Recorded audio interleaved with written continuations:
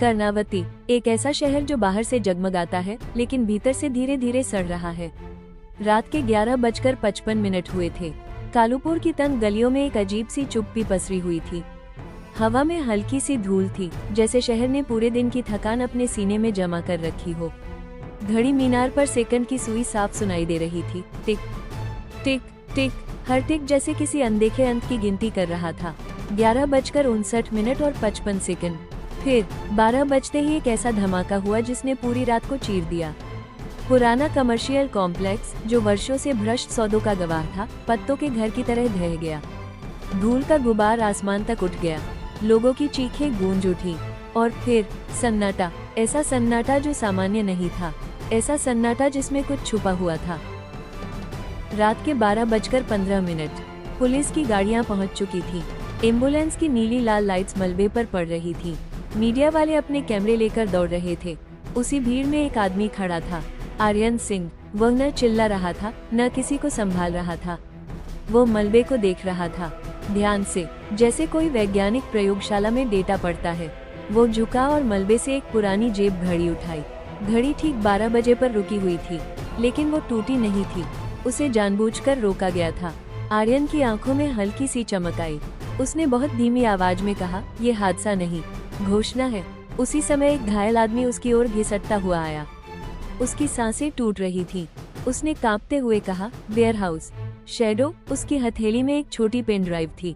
आर्यन ने उसे लिया। उसने उस आदमी की आंखों में देखा, लेकिन वहां सहानुभूति नहीं थी, सिर्फ गणना थी। कुछ सेकंड बाद वो आदमी मर चुका था।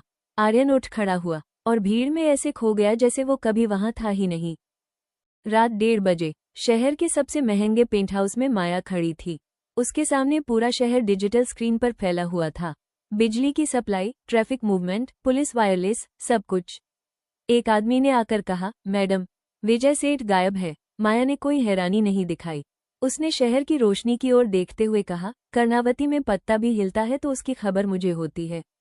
विजय सेठ को उठाना मतलब मेरी तिजोरी पर हाथ डालना है।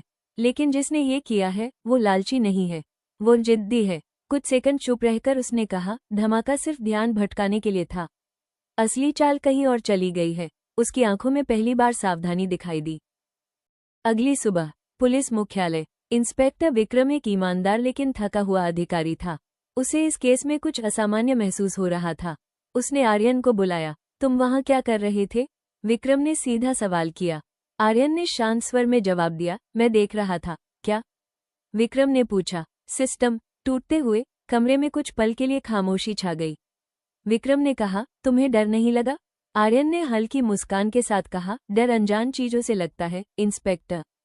ये सब मेरे लिए अनजान नहीं था। विक्रम समझ गया, यह आदमी साधारण नहीं है।